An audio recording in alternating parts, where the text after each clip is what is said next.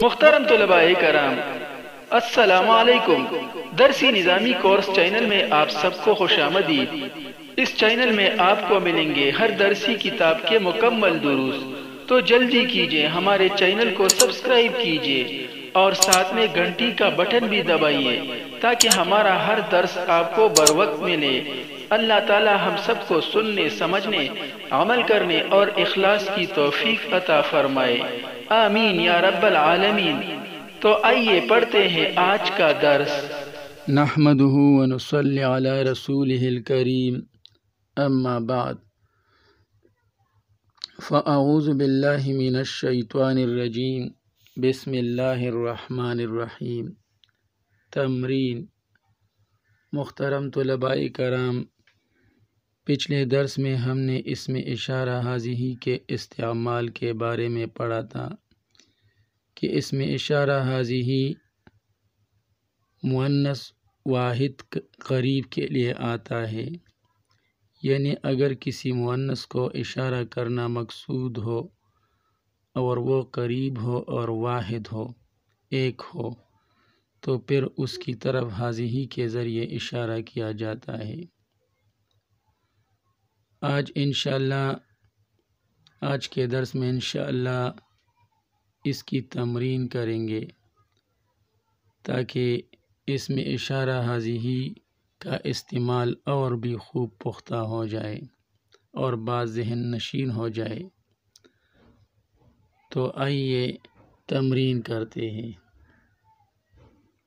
پہلا سوال ہے، ان الفاظ کو حاضی کے ساتھ ملا کر پڑھیے، یعنی یہ جو نیچے الفاظ دیے گئے ہیں عرفتن، مروحتن وغیرہ، ان الفاظ کو حاضی کے ساتھ ملا کر پڑھیے۔ حاضی کو مبتدا اور ان الفاظ کو خبر بنائیے، بنا کر جملہ بنائیے۔ حاضی مبتدا ہے، مبتدا بنے گا کیونکہ یہ معرفہ ہے۔ جتنے بھی اسماء اشارات ہیں وہ سب معرفہ ہوتے ہیں،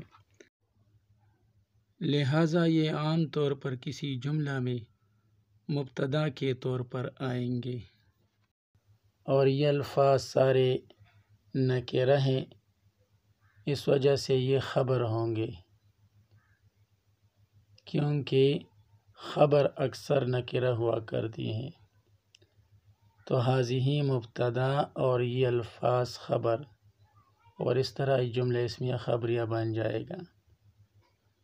تو حاضی عرفتن، یہ ایک کمرہ ہے۔ حاضی مبتدا اور عرفتن خبر، مبتدا خبر مل کر جملہ اسمیہ خبریہ۔ مروحتن، حاضی مروحتن، یہ ایک پنکھا ہے۔ حاضی شجرتن، یہ ایک درخت ہے۔ حاضی مسطرتن، یہ ایک پیمانہ ہے۔ حاضی طلاستن، طلاستن ہر اس کپڑے وغیرہ کو کہتے ہیں جس سے تخت سیاہ وغیرہ کو صاف کرتے ہیں، تو اس عام طور پر ہم اسے جھاڑن یا ڈسٹر کہہ سکتے ہیں۔ حاضی طلاستن، یہ ایک جھاڑن ہے یا یہ ایک ڈسٹر ہے، انگریزی میں اسے ڈسٹر کہتے ہیں۔ حاضی تلمیذتن، یہ تلمیذ کی مؤنث ہے۔ پچھلے درس میں ہم نے تلمیذ لفظ پڑھا تھا، تلمیذ شاگرد کو کہتے ہیں، تو تلمیذتن یہ شاگردہ کو کہیں گے۔ حاضی تلمیذتن، یہ ایک شاگردہ ہے۔ استاذتن، حاضی استاذتن، یہ ایک استانی ہے۔ حاضی خادمتن، یہ ایک نوکرانی ہے۔ حاضی والدتن، یہ ایک ماں ہے۔ حاضی بنتن، یہ ایک لڑکی ہے۔ آپ دیکھیے ان سارے الفاظ کے آخر میں گول تا ہے، گول تا جو کہ علامات مؤنث میں سے ہے، تو اس وجہ سے اس کے لیے اسم اشارہ ہذہ لایا گیا۔ اسی طرح الف ممدودہ اور الف مکسورہ بھی علامات مؤنث میں سے ہیں۔ الف ممدودہ جیسے حضراء، حضراء میں حمزہ سے پہلے جو الف ہے اسے الف ممدودہ کہتے ہیں، یہ مؤنث کی علامت ہے۔ اسی طرح سلمہ، اس میں جو یہ الف ہے اس کو الف مکسورہ کہتے ہیں، یہ بھی علامات مؤنث میں سے ہے۔ تو لہٰذا یہاں پر یہ جو الفاظ دیے گئے ہیں ان میں سے ہر ایک کے آخر میں گول تا ہے جو کہ علامات مؤنث میں سے ہے، اس وجہ سے ان کے لیے جو اسم اشارہ لایا گیا وہ مؤنث لایا گیا، ہذہ لایا گیا، ھذا نہیں لایا گیا، کیونکہ یہ سارے الفاظ جو ہے ان کے آخر میں گول تا ہے جو کہ علامات مؤنث میں سے ہیں، اس وجہ سے یہاں پر اسم اشارہ مؤنث لایا گیا۔ عربی میں ترجمہ کریں۔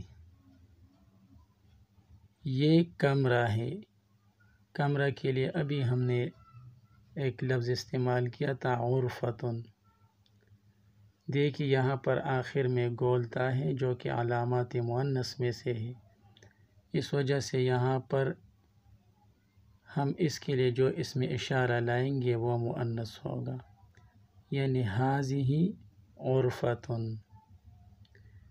یہ درخت ہے، درخت کے لیے شجرتن لفظ استعمال ہوتا ہے، اس کے آخر میں بھی آپ دیکھیے گول تا ہے، اس وجہ سے یہاں بھی اسم اشارہ مؤنث آئے گا، ھذہ شجرتن۔ یہ عینک ہے، عینک کے لیے عربی میں نظارتن لفظ استعمال ہوتا ہے، نظارتن کے آخر میں بھی گول تا ہے جو کہ علامات مؤنث میں سے ہے، لہٰذا اسم اشارہ مؤنث ہی لائیں گے، ھذہ نظارتن۔ یہ سائیکل ہے، سائیکل کے لیے دراجتن لفظ استعمال ہوتا ہے، ھذہ دراجتن، دراجتن کے آخر میں بھی گول تا ہے، اس لیے ھذہ اسم اشارہ لائیں گے، ھذہ دراجتن۔ یہ گھڑی ہے، ھذہ ساعۃ۔ یہ مدرسہ ہے، ھذہ مدرسۃ۔ یہ موٹر ہے، ھذہ سیارۃ۔ موٹر کے لیے سیارۃ لفظ عربی میں استعمال ہوتا ہے اور اس کے آخر میں بھی گول تا ہے، اس وجہ سے اس کے لیے بھی اسم اشارہ مؤنث ہی لائیں گے، ھذہ سیارۃ۔ یہ استانی ہے، ھذہ استاذۃ۔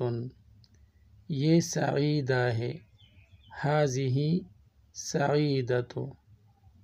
اگر یہ کسی عورت کا یا لڑکی کا اسم علم ہو یعنی نام ہو تو پھر تو یہ غیر منصرف ہے، اس وجہ سے اس پر تنوین نہیں پڑھیں گے بلکہ پیش پڑھیں گے، ھذہ سعیدۃ۔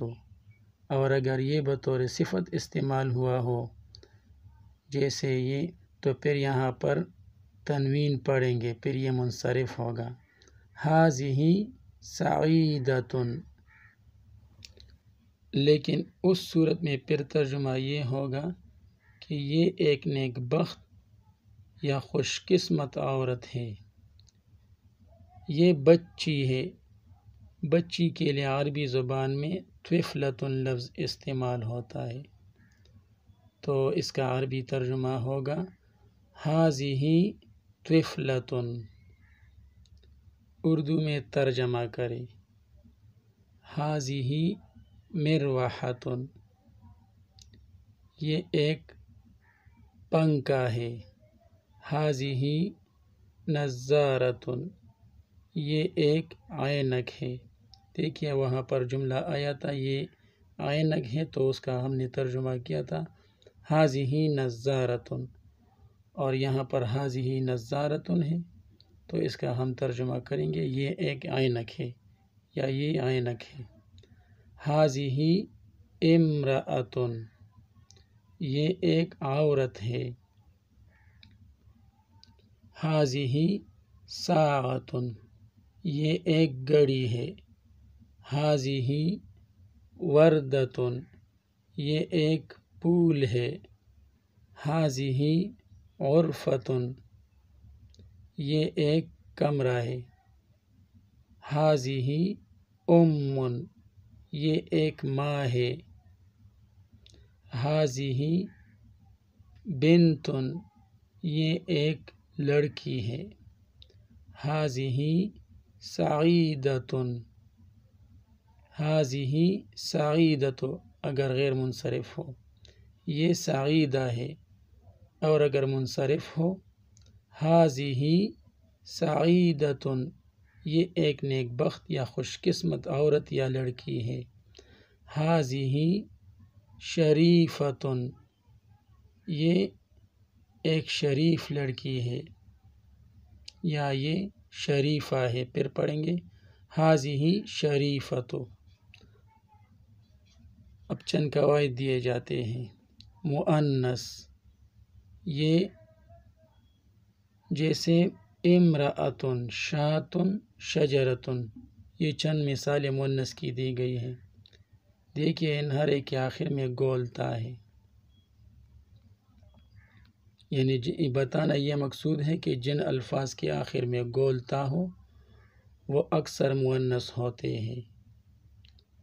قاعدہ، ہاذہ یہ بھی اسم اشارہ ہے، یعنی جس طرح ھذا اسم اشارہ تھا اس طرح یہ بھی اسم اشارہ ہے، لیکن وہ واحد مذکر کے لیے استعمال ہوتا تھا اور یہ واحد مؤنث کے لیے آتا ہے۔ یہ بھی اسم اشارہ ہے اور مفرد مؤنث کے لیے استعمال ہوتا ہے جبکہ وہ نزدیک ہو، اور مؤنث کی پہچان یہ ہے کہ اس کے آخر میں عام طور پر گول تا ہوتی ہے جو وقف کے وقت ہاں کی آواز دیتی ہے۔ جیسے آپ دیکھیے اگر ہم وقف کریں تو پھر یوں پڑھیں گے ہاذہ مروحہ، یہ تا نہیں پڑھیں گے۔ پہلے درس میں ہم نے پڑھا تھا کہ عرب جب عربی بولتے ہیں یا لکھتے ہیں تو وہ آخری حرف پر حرکت کو نہیں پڑھتے، وہاں پر وہ وقف کرتے ہیں، اس کی آخری حرف کی حرکت کو نہیں پڑھتے۔ لیکن چونکہ ہم نے اعراب کی مشق کو بھی پختہ کرنا ہوتا ہے اس لیے ہم یہ حرکت پڑھیں گے، آخری حرف پر جو حرکت آئے گا ہم یہ پڑھیں گے۔ تو اگر اس حرف کو نہیں پڑھنا، اس حرف کی حرکت کو نہیں پڑھنے، آخری حرف کی حرکت کو نہیں پڑھنا ہے اور وقف کرنا ہے تو پھر تا کو ہا پڑھیں گے۔ ہاذہ مروحہ، ہاذہ نظارہ، ہاذہ امرأہ، ہاذہ ساعہ، اسی طرح پڑھیں گے۔ تو فرما رہے کہ مؤنث کی پہچان یہ ہے کہ اس کے آخر میں عام طور پر گول تا ہوتی ہے جو وقف کے وقت ہا کی آواز دیتی ہے۔ الفاظ کے معانی، یہ میں نے آپ کو پہلے بھی بتایا تھا کہ یہ بہت اہم ہے۔ سبق کو شروع کرنے سے پہلے اس کو بغور دیکھ لیا کریں، انشاءاللہ سبق پھر بہت آسان ہوگی۔ اس میں تقریباً زیادہ تر وہی الفاظ آئے ہیں جو سبق میں استعمال ہوئے ہیں۔ ہاذہ یہ مؤنث کے لیے آتا ہے۔ ساعۃ گھڑی، کراست کاپی، زہرۃ پھول، محفظۃ بستہ، نظارۃ عینک، وردۃ گلاب کا پھول، امرأۃ عورت، بنت لڑکی، مروحۃ پنکھا، شجرۃ درخت، طلاست جاڑن، سبورتن تحت سیاہ۔ وائٹ بورڈ کے لیے بھی یہ لفظ استعمال ہوتا ہے اور بلیک بورڈ کے لیے بھی یہ لفظ استعمال ہوتا ہے، یعنی یہ دونوں کے لیے استعمال ہوتا ہے، اگرچہ یہاں پر یہ صرف تخت سیاہ لکھا ہوا ہے۔ سبورتن تخت سیاہ۔ طفلتن بچی، شاتن بکری، دراجتن سائیکل، سیارتن موٹر، مستورتن پیمانہ، غرفتن کمرہ، امن والدتن ماں۔ آپ نے اندازہ لگا لیا ہوگا کہ اگر ان الفاظ کو درس شروع ہونے سے پہلے پڑھ لیا جائے تو یقیناً درس کو سمجھنا کافی آسان ہو جاتا ہے۔ لہٰذا جب بھی درس شروع کرنا ہو تو سب سے پہلے ان الفاظ پر ایک نظر دوڑا لیں، ان کو سمجھنے کی کوشش کریں اور ان کے معنی یاد کر لیں۔ انشاءاللہ درس بہت آسان ہوگا، پھر آپ کو کوئی مشکل پھر پیش نہیں آئے گی۔ آج کے لیے اتنا ہی کافی ہے، باقی انشاءاللہ کل پڑھیں گے۔ اللہ تعالی ہم سب کو علم نافع عطا فرمائے، آمین۔ وصلی اللہ تعالی علی خیر خلقہ محمد وآلہ واصحابہ اجمعین برحمتک یا ارحم الراحمین۔